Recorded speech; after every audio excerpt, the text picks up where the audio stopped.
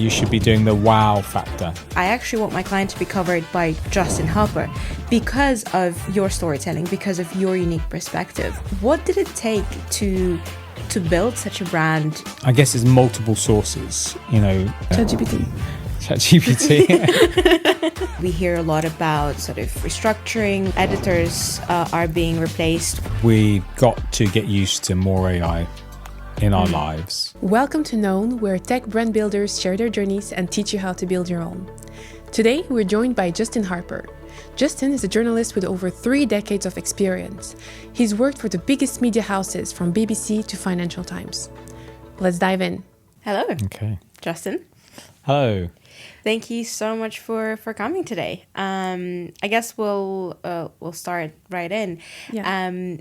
We do want to dig into your professional background.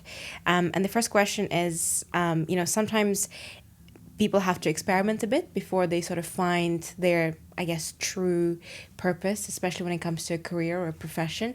Looking at you, it feels like journalism has always been sort of for you. Do you think that's true? Love at first sight, journalism. Like, how did you know? How did you fall into it? Yeah, that is a good starting point for sure. And it's nice that you say that, because I met someone the other day and they said I was really passionate as a writer. And now I'm kind of quite senior in my role as an editor, but I still love writing. And so that's where, the kind of love of writing comes in, that real core kind of skill, I guess. And from a young age, I wanted to write. And, you'll do English as one of your core subjects, and you'll write essays, and you get told to write maybe 1,000 words, and I'd write 2,000 words. I'd write a lot more, and then I'd write short stories. So I really enjoyed writing. And then, of course, journalism existed, and I thought, maybe I want to be a journalist. I didn't want to write novels. I definitely wanted to be a journalist and cover the news and sport and just everything that was going on in the world. But I didn't go straight into journalism because I was worried. I don't know what I was worried about, that I might not like it. So I went off to university and I studied business studies. I didn't do English, and I didn't do media studies and all the kind of things or politics and the things that other people were doing. Because I wasn't sure. And even when I started working, I wasn't a journalist to start with. So it's kind of like I really wanted to do it, follow my passion. But then you get people who want to be artists and they love painting. And sometimes you can't make a career out of it, even though you love doing something like that, artistic. And that was what I was really worried about. Can I make a career out of it there? So yeah, so I didn't go into it at first. I thought business studies, whatever happens, business studies degree, I'd probably be able to get a job in some sort of, company doing something there. And then from there, I look back now, I could fast forward and tell you that this is 1997 when I graduated from journalism college after doing a business studies degree. So we're talking nearly 29 years ago. Yeah, right. And you're looking at me and you're thinking, how old is this guy? He looks so young. How could he be a journalist for 29 years? Even if I was 21, at 29 would make me 50 plus. And so I'm coming up to perhaps 3 decades, 30 years of being a journalist. That's incredible. Of course, we'll talk about the 30 years and whatever. But yeah, I kind of knew. I went around the houses to get there, but it's something that, I've never looked back. You mentioned something, which was you knew that you didn't want to write novels, but you wanted to write news. Why is that? Like, what was that differentiating factor for you? Right. I think when I was kind of growing up in the 80s, there was like the Cold War in the UK where I grew up. The newspaper industry there was booming. Newspapers had so much power. They could destroy people. They could build people up. They could uncover lots of scandals, politics, and that excited me and that fascinated me. And I love sport as well.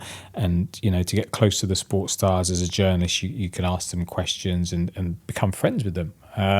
Actors, you had access to all kinds of people as the media. And I love that. You call it power, maybe, the love of the power you get as media. But obviously with that, it's like a Spider-Man phrase, power and responsibility. You can't just go up to someone and talk to them without having a reason for doing it there. So yeah, I think news excited me, business excited me, and sport maybe not politics, but anything to do with journalism and writing and newspapers excited me. Which is why I wanted to get into the industry. Right, and you started, I believe, at the local news outlet back in Essex. Yeah. Did you know back then did you imagine that you would go on like such a journey and building such an impressive career? Was it the plan? The plan was to work for local newspapers because I was told that's a good route to get to a national newspaper like the Daily Mail or the Telegraph or the Financial Times or the Sun, because the UK had about 10 major newspapers. It had at the time the population was from the highest reading of newspapers in the world. It perhaps still is very high. The Brits love newspapers and love reading papers. And no, I guess I didn't, but I did have a plan. But I wasn't quite sure where I would end up. But I thought maybe TV. I thought I'd like to be a TV presenter.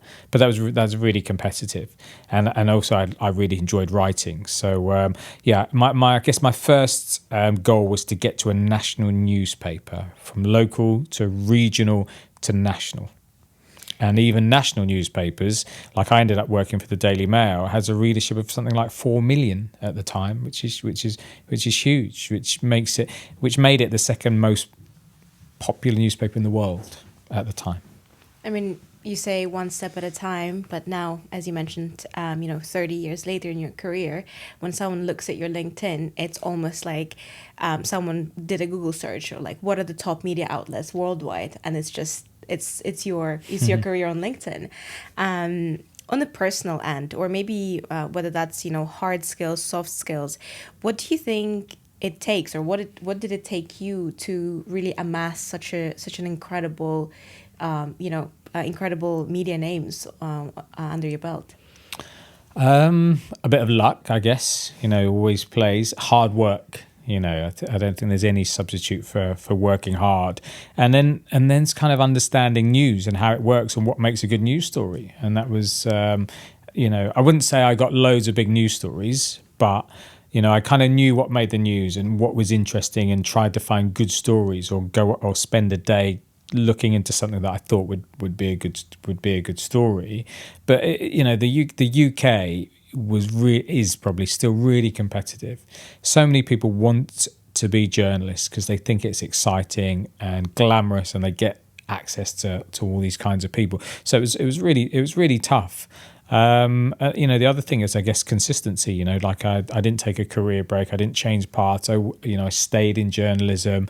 I made sure I was always writing and getting my name out there as well. And then you'd meet people along the way. Networking is important as well. Going out to events, conferences, talking to other journalists at other outlets as well. So it's a real combination of hard work, a bit of luck, networking, and then understanding your craft, i.e. what is news and what makes good news. What makes good news? Is there like a magic formula, do you think? There's not a magic formula, but there is this kind of desire. You should be doing the wow factor, like, oh, I didn't know that kind of thing. You thinking about the reader and what could you write about to make them think, wow, that's a WTF kind of thing. What's that all about? Without being clickbaity and making up and being sensational. It's really just telling them something they don't know. And that's, I was talking to someone. I mean, I talk to a lot of journalists regularly, and we were talking about other journalists. Actually, I know who it was now. Yeah, we were talking about other journalists and how some journalists like to write for other journalists because they want them to know that they know big words and they have a big vocabulary and they understand technical things, but they're writing for their peers to show off to their peers.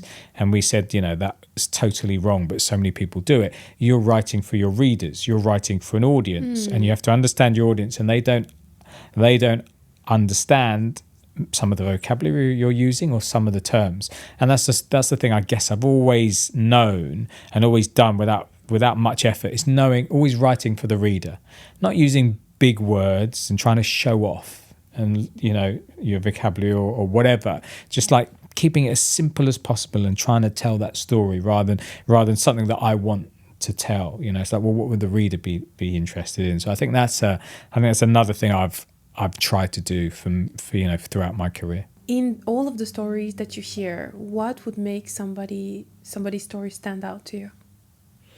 A story has, for me, when it stands out, when it's a bounce back story. Someone who's lost everything. Someone who's started with nothing and built themselves up, lost everything, and then built themselves up again. Those kinds of stories. And there are people who do that. And also people who've come from nothing and reached great heights, how they've done it, what drives them, what motivates them, that kind of stuff. So I love the personal side of CEOs, especially when they've done incredible things and come from a low to a high, maybe a high to a low and back again. I love how did you not give up? How did you carry on? The resilience. That kind of stuff there. Those kind of resilience stories and never giving up quality in the business world really, they really attract me. It's so interesting because it reminds me, I was watching an interview of a very famous entrepreneur who founded actually a couple of banks by now, but he was talking about how because he came from nothing, he was never afraid to take certain risks, because even if he fails and he has to go to that sort of lowest of the lows, he's been there, so he knows how to get out of it, versus someone who's maybe had a bit more of a cushioned upbringing, the people that go to Yale or Harvard and then have that more polished career. For them, maybe taking risk cost a lot more, because you talked about these sort of bounce back stories. Do you think that's true? Do you think it gives a certain courage, I guess, and bravery when you've come from nothing to everything? To me, it sounds almost, sometimes like it could even be harder for you because you've been to nothing. You know what it's like and you managed to reach this level. And so you don't want to go back to that. So perhaps it could also make you more risk averse. But what do you think? Yeah, no, I think that is going to be my answer. People are different and people are complex. You come from nothing, and you're right. This guy could feel that. It doesn't matter. I've come from nothing. I've made all this, so I'm used to nothing. So I'm going to take chances and take risks. And quite equally, 50-50, it could be, look, I've built this wealth. I remember what it's like to be poor. I'm never going to go back to that level, so I'm going to protect it and make really safe, cautious decisions. So, I think it's just down to the person, the individual. And that's the beauty of the world of journalism. When you're interviewing individuals and people, they all have a backstory. They all had something that's gone on, and they've all come from different backgrounds, whether it's wealth or nothing. They've kind of all got a story to tell. Some of them are boring. Some of them are really interesting. In your recent CEO Middle East issue, in your editor's note, you said something interesting, which was a lot of CEOs or founders are overcoached and underexperienced.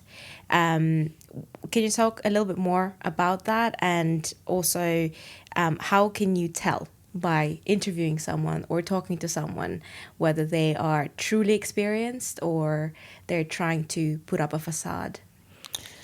Yeah, I remember that people commenting on that editor's note that I put there in agreement that yes, overcoached. You could say you've gone to Red Brick University, you've done an MBA as well, executive MBA, and so you've got the qualifications on paper, but you just have no real world life experience and business experience.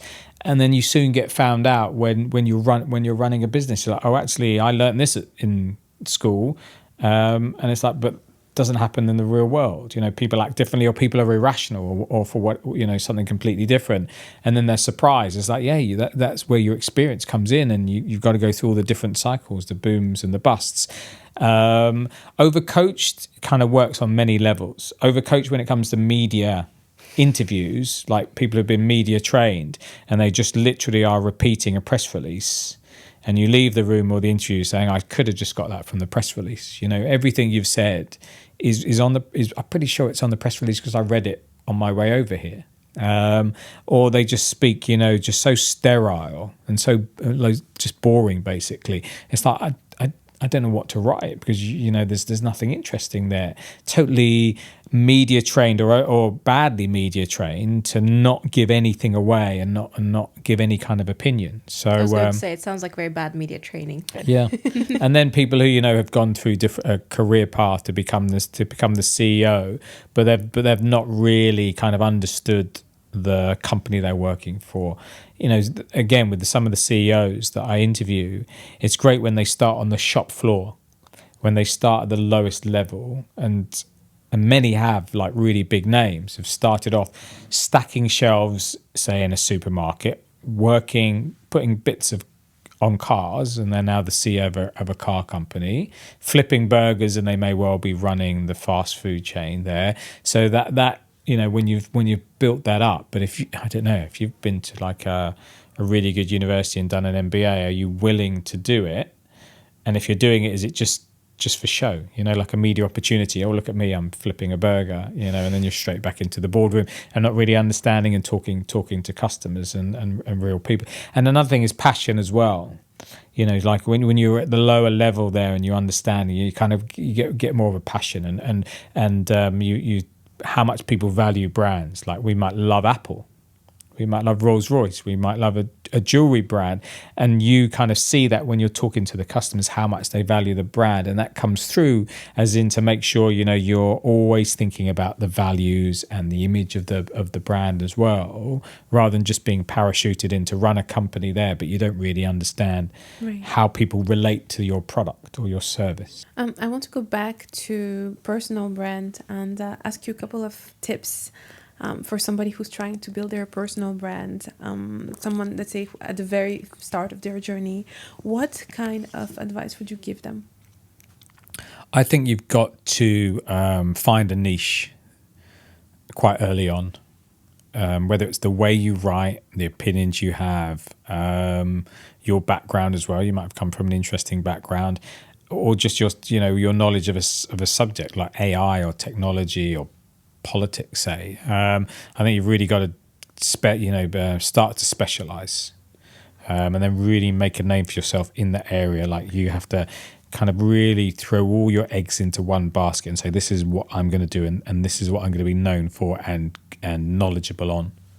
Okay, so that would be your main tip, specializing and finding your niche. I think so, yeah. Some people have that personal brand, like their name, but I think that's built up because they're specialized in something.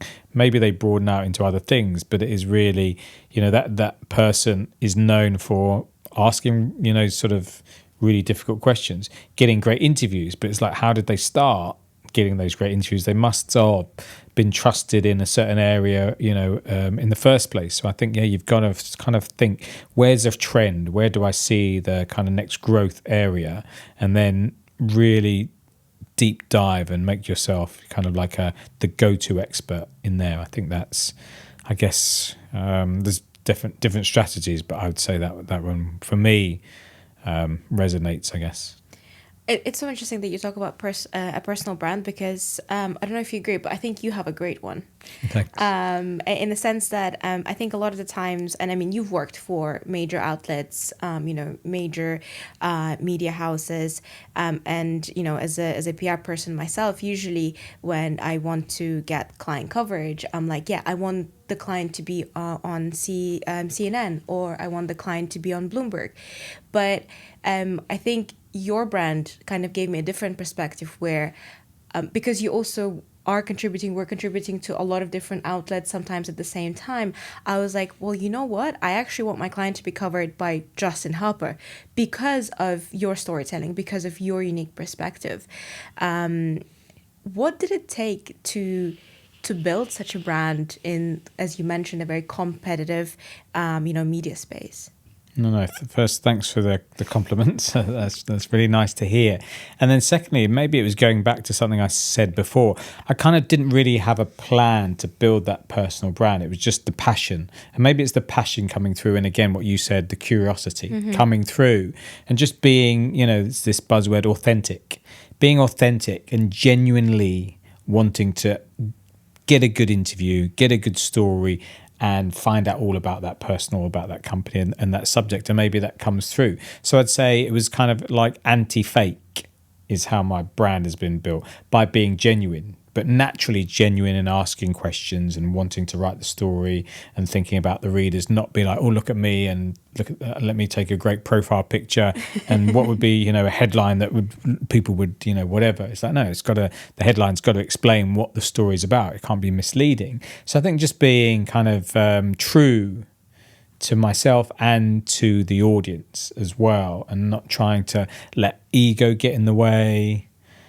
Again, showing off to people as in, your vocabulary and that kind of stuff, keeping it simple, keeping it readable and engaging, that kind of stuff there. So my personal brand has been kind of the opposite to what maybe the industry's been doing. People, kind of have personal brands and maybe not always for the right reasons, just because they're egotistical. And for me, it's sometimes I'm not always that worried about personal brand, because it's just like writing, and I like making people smile, I guess, and saying funny things. But it's not necessarily to build up a personal brand and to be known for that. It's just like a comedian.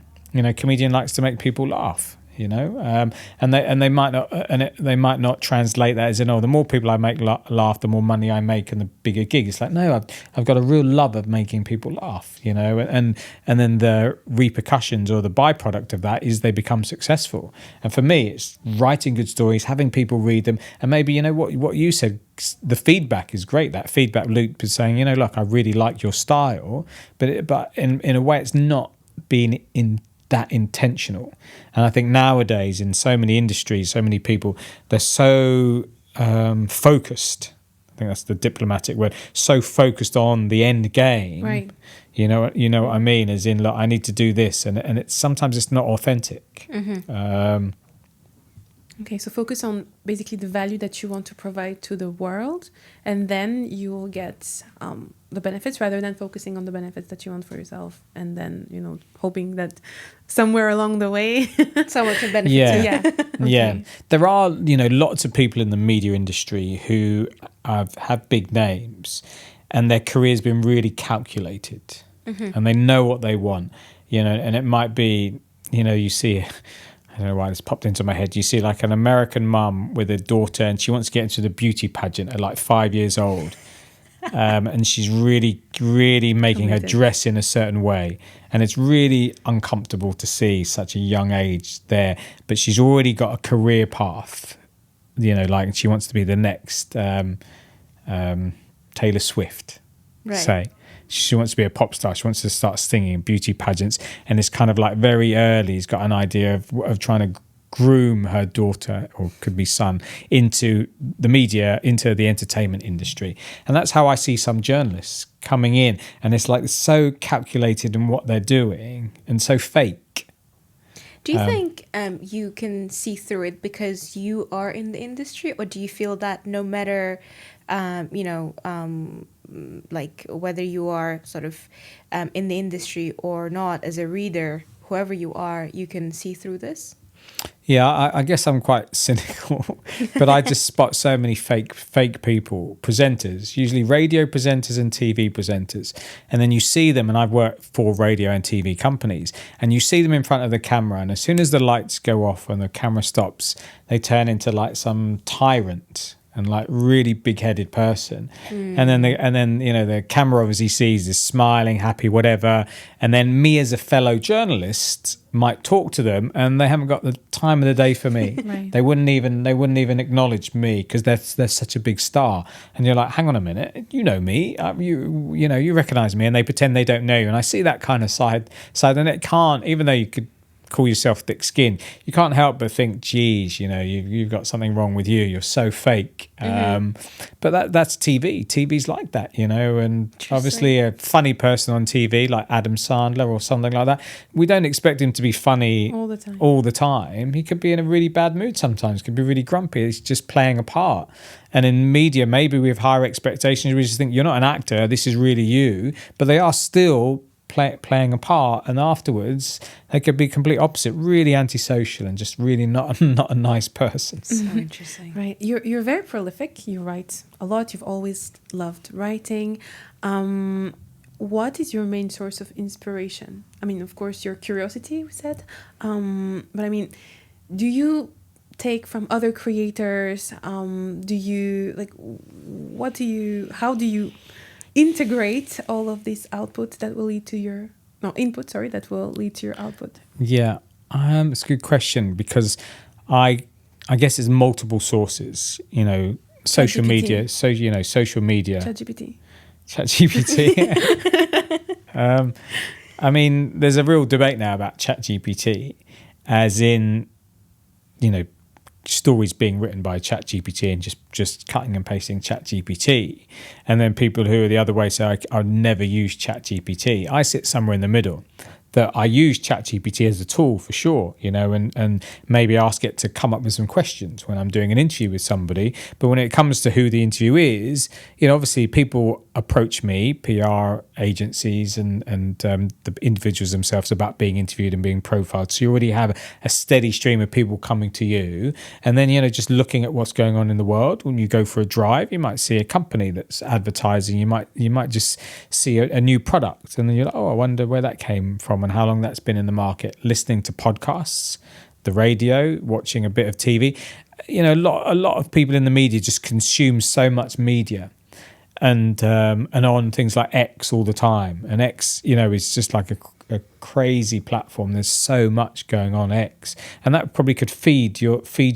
There'd always be something popping up on somewhere like X, LinkedIn, Instagram, just those social media platforms to inspire you, which is great. But I also look at what's going on in the real world, what people talking about, colleagues, friends, that kind of stuff there. So it's kind of like multiple sources. But again, with that hat, as in, would other people be interested in this? I think this is interesting, or that's new, I've not seen that before, or that person's got an interesting history.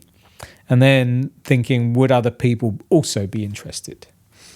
When Stella said the word ChatGPT, you had a bit of a skeptical reaction, and I guess in today's age, even on the sort of like media front, we hear a lot about sort of restructuring, where somehow for the sake of the business, editors are being replaced with either AI or even the likes of Grammarly, which I've seen a lot of journalists being very, very against.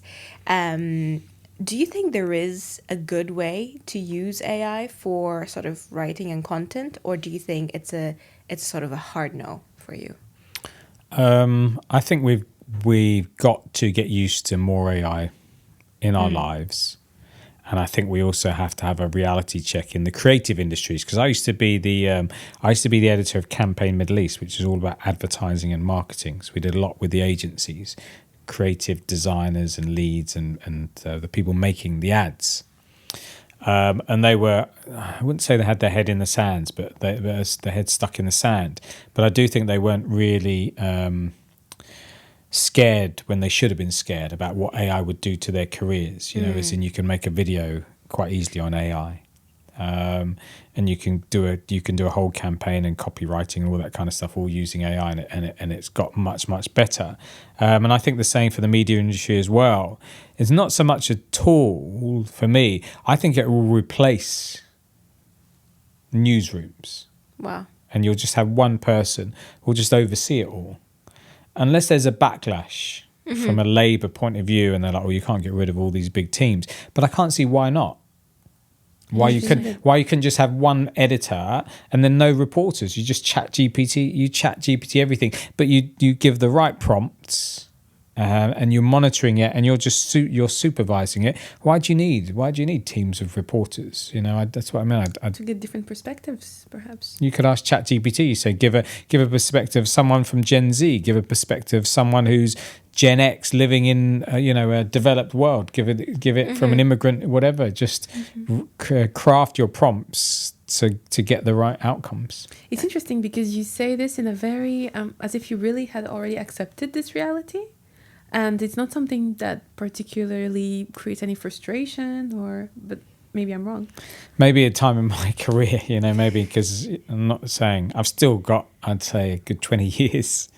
I'd hope I could still keep on writing and working, and you've got to look at diversifying, which is where the crypto radio came in, and kind of like other projects like that, just thinking about, what might happen to the media industry. That's kind of like, a very bleak view that AI would replace all the jobs, but as you've said, it is replacing some jobs, and it's like where will it stop?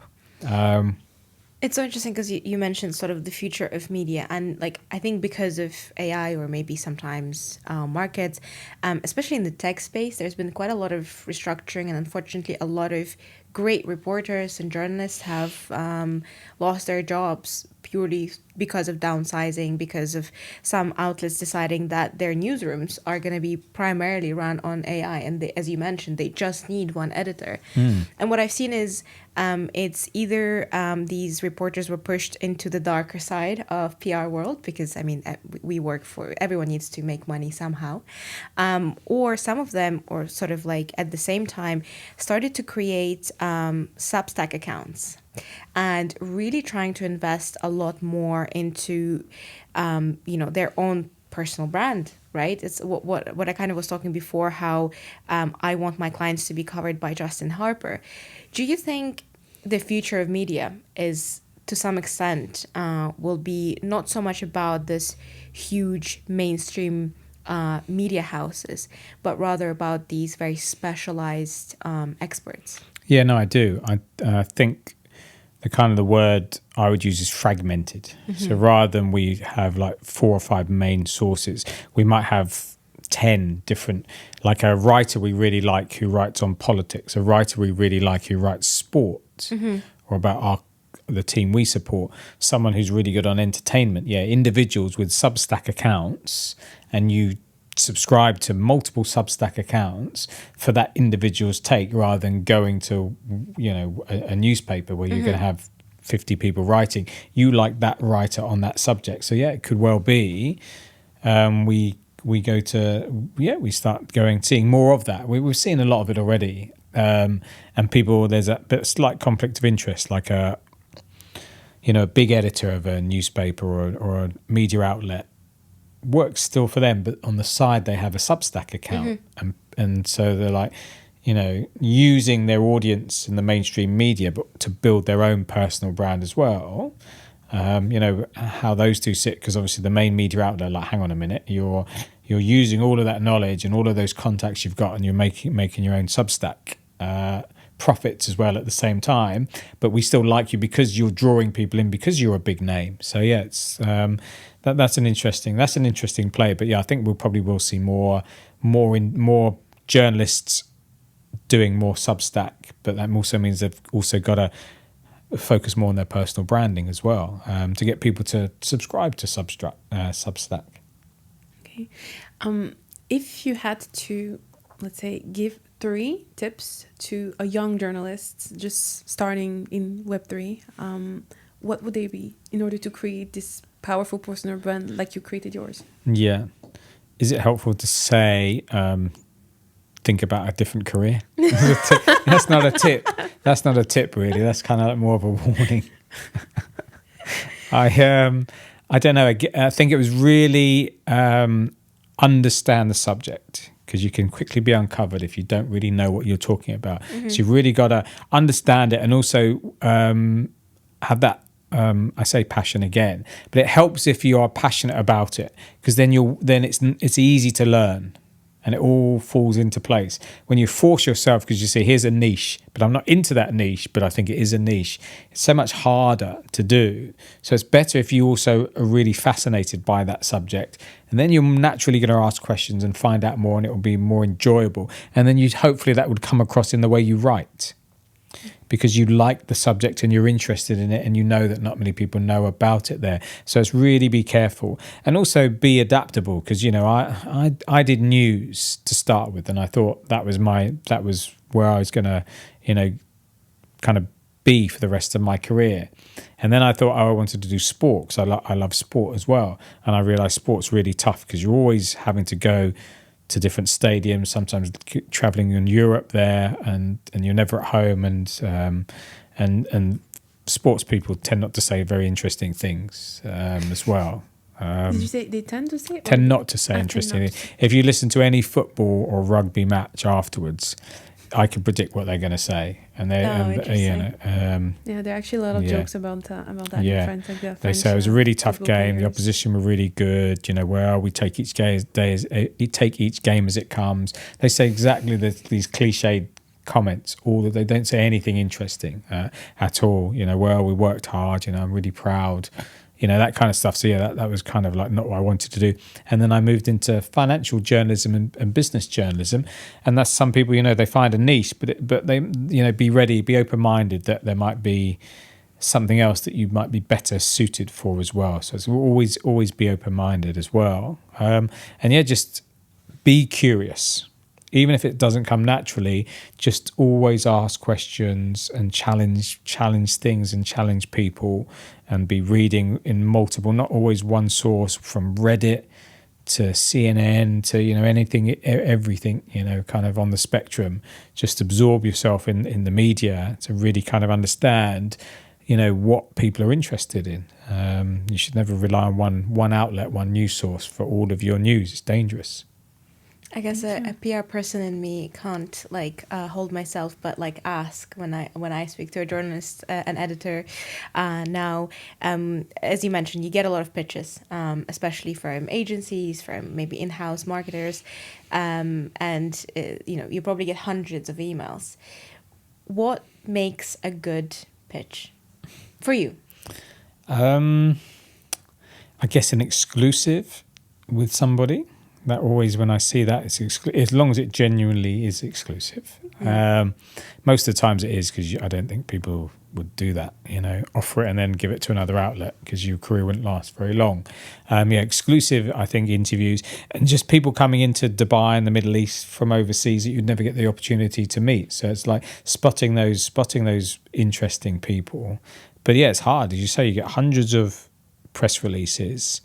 Some of them are forced and they're not very interesting, or they've been through like a round of different checks, legal and compliance, the legal checks. compliance, the comms person, the CEO, HR, even, and they've been really watered down.